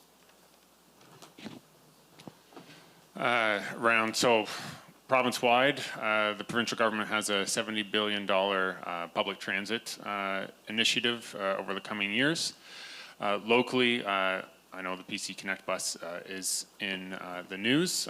Again, this was a partnership with Perth County, and Perth County has made a decision on that as well. And then obviously in Stratford, around the go, and as I mentioned last night at the Chamber of Commerce debate in Stratford, I called Minister Sakaria the day after the news that it was announced it would not be continuing. I encourage everyone to reach out to Via Rail because they own that section, or the federal government through their crown corporations own that section of the rail, to ensure that we can advocate for that to come back. Thank you. I would say the best way to deal with rural transit is basically to let the private sector handle it like it has for over 400 or 500 years. The Perth County initiative, basically the problem is that you can't have trains and buses running around empty and costing taxpayers a fortune. When there's not enough demand there, that's when the service drops, and it should drop because there's not enough demand, and it shouldn't be up to the taxpayer to pay for empty trains and buses when other alternatives are available.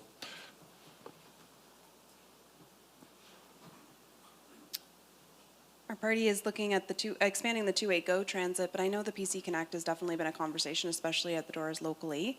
Many people have shared with me that the ones that do use the rural were using it for medical appointments, as well as some supports for local small businesses.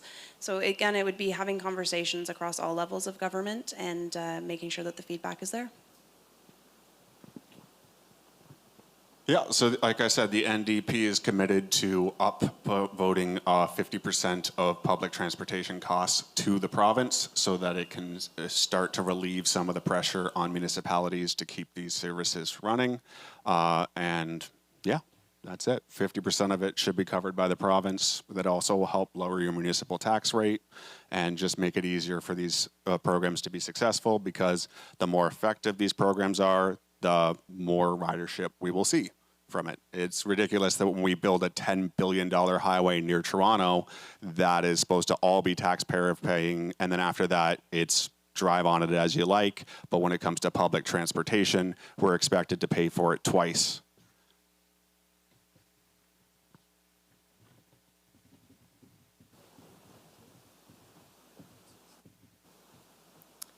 All right, looking at the clock, it's 9:15, so that's where our last question was going to stop at. So we've got one left to do. Robert, we're going to get you to start it. So if elected, what will you do to increase accessibility in our riding?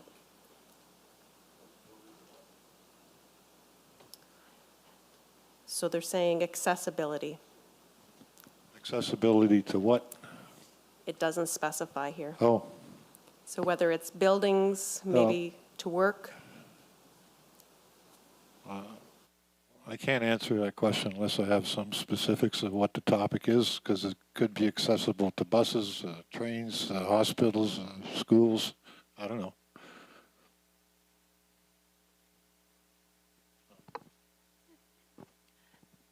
I know there was a significant amount of work being done to accessibility for quite a few years, and then unfortunately it became less of a priority as there was a change in government. Our commitment would be reprioritizing. You know, we've spent billions on alcohol and other priorities, so we would look, if elected, at obviously focusing on accessibility, because it's important that our community be able to access what they need, especially community resources, but it's also about equity and fairness. Yeah, so as for accessibility, my understanding for it, that largely a lot of it has been handled by municipal governments more recently than the province. If that is an issue that you believe that we should look at from a provincial level, then I would love for whoever had this question to talk to me more about it. I would love to hear how you think the province should step in if a municipality is not.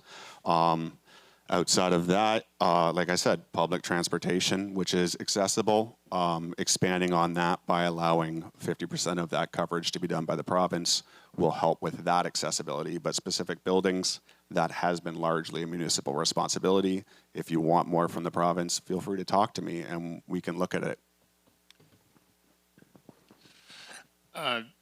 Not sure what accessibility in particular, but I know there are a lot of initiatives provincially, whether it's seniors active living centers, additional 17 million in that if re-elected. We spend 100 million currently across the province of Ontario.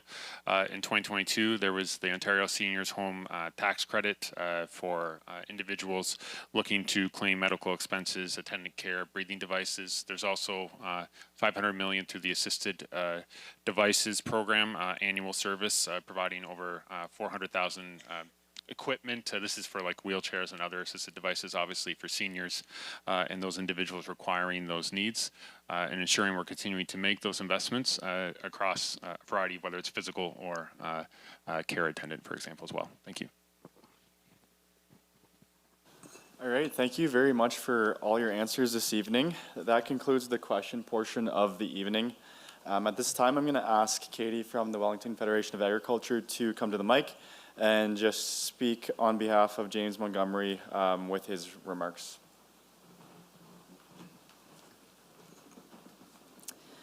I want to sincerely apologize for missing the debate due to illness.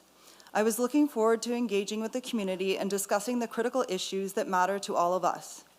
While I regret not being there in person, I remain committed to listening to your concerns, advocating for your priorities, and working hard to represent you.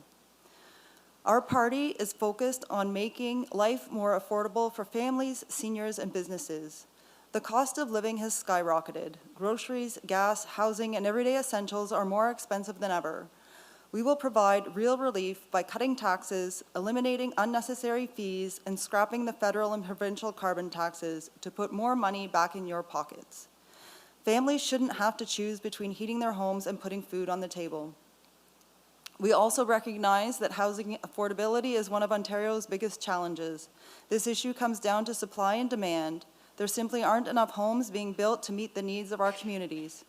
We will work with municipalities to reduce red tape, speed up permits, and encourage responsible development while protecting farmland.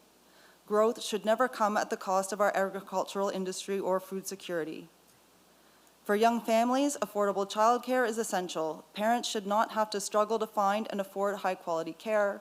We will ensure that childcare remains accessible and affordable so families can thrive and parents can get back into the workforce without breaking the bank.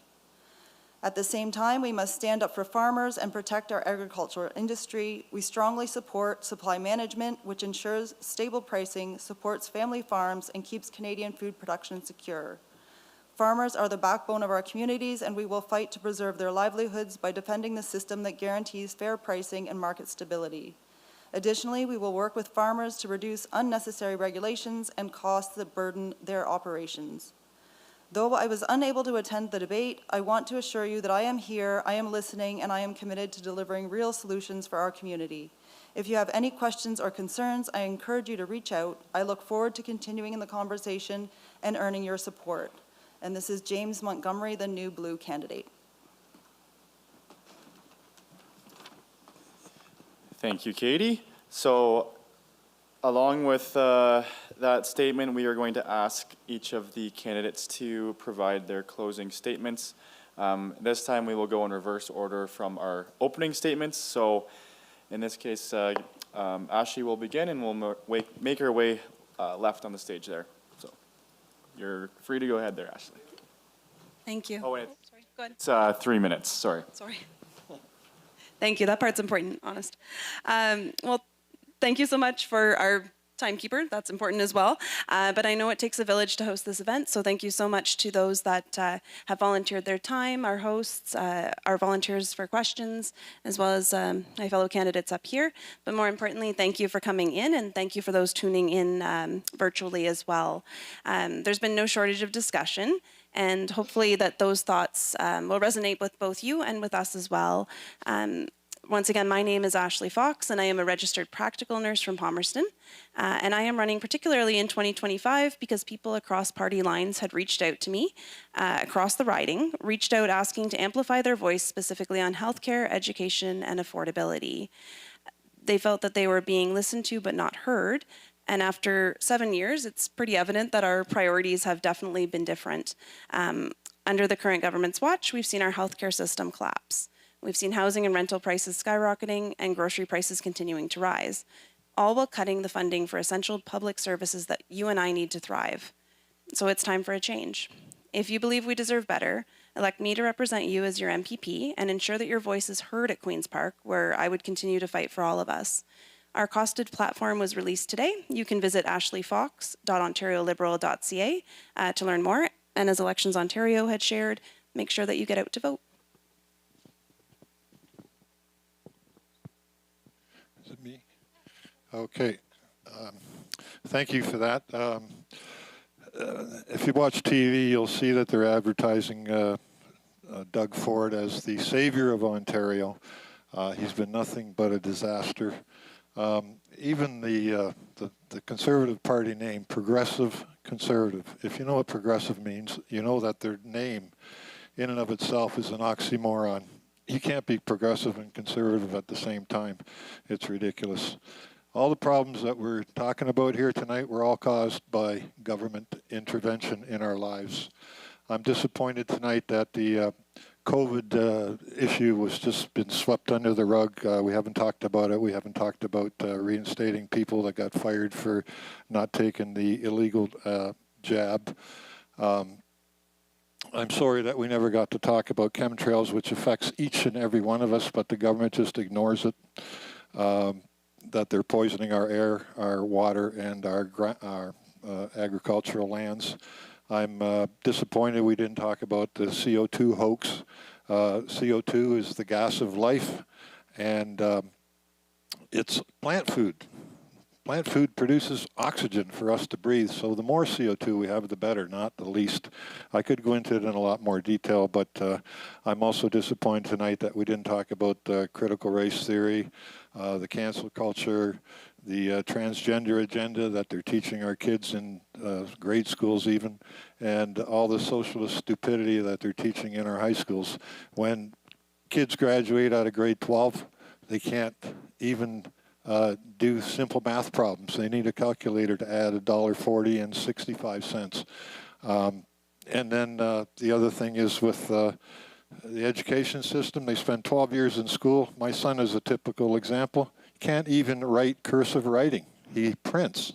They're never taught. They don't teach you about how to handle money in schools, what a mortgage is, all that kind of stuff. They don't teach our kids properly. I was also disappointed not that we didn't talk about tent cities tonight and the disgrace that is to Ontario. It's just unbelievable, and that's all caused because of government policies and government initiatives. And so don't let them fool you that it's anything else. I'm also disappointed that we never got to talk about the Hamas protests that they're allowing in our streets and, promoting foreign agendas that have nothing to do with us. So basically, I would invite you to visit our website, freedomparty.on.ca. I'll be at the door handing out our information at the end of this. I want to thank you all for coming and being active participants in this process.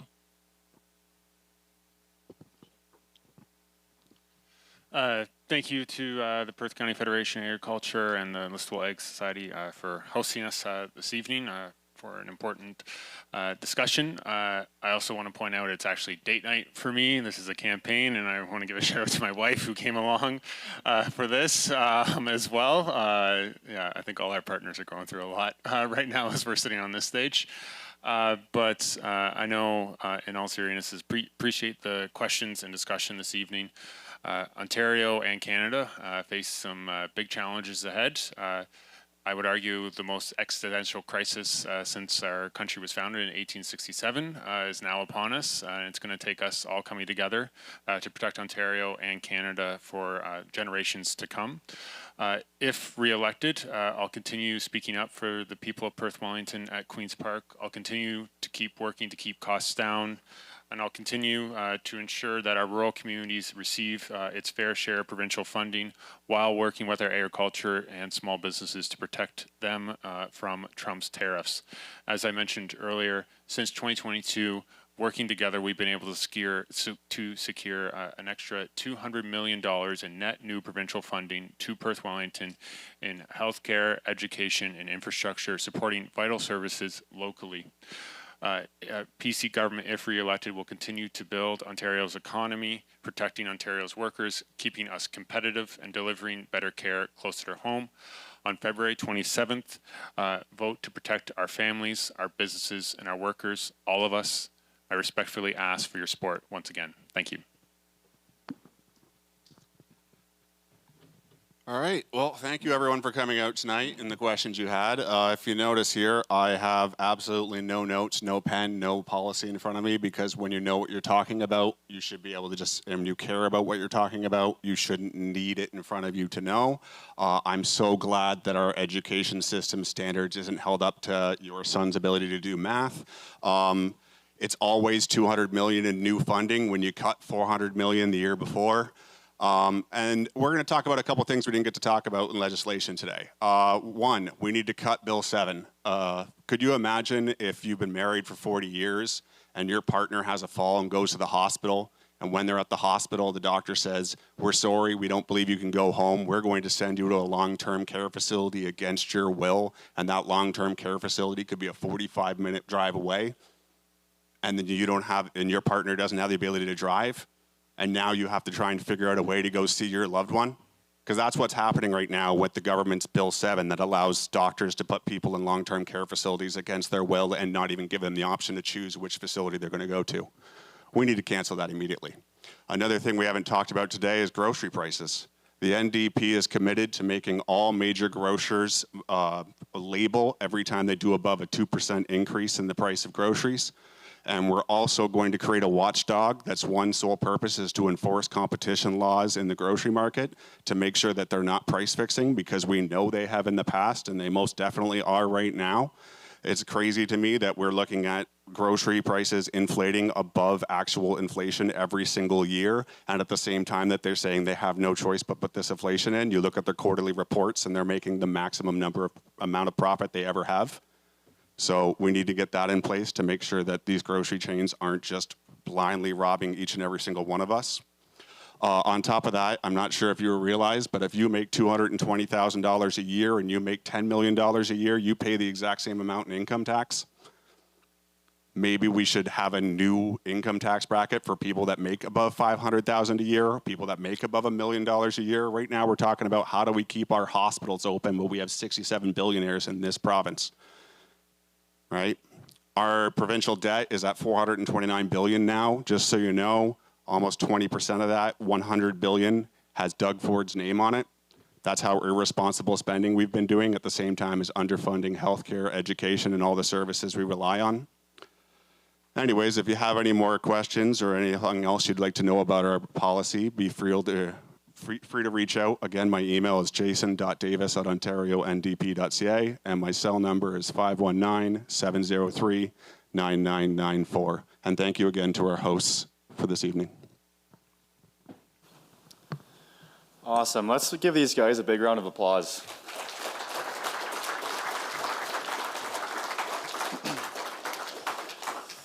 On behalf of everyone here tonight, I just want to thank the four of you, and for those who couldn't make it, for putting your names forward on the ballot. It takes a lot of time and effort and sacrifice, as you guys have talked about this evening, to be here and to run. So thank you again. I want to thank everyone here and everyone online for tuning in, and once again thank Maynard Bowman and from MFAV Live Productions for broadcasting this to our online audience. I also want to thank the Listowel Ag Society, as well as Carolyn, our co-host, for working with us at PCFA to have this event.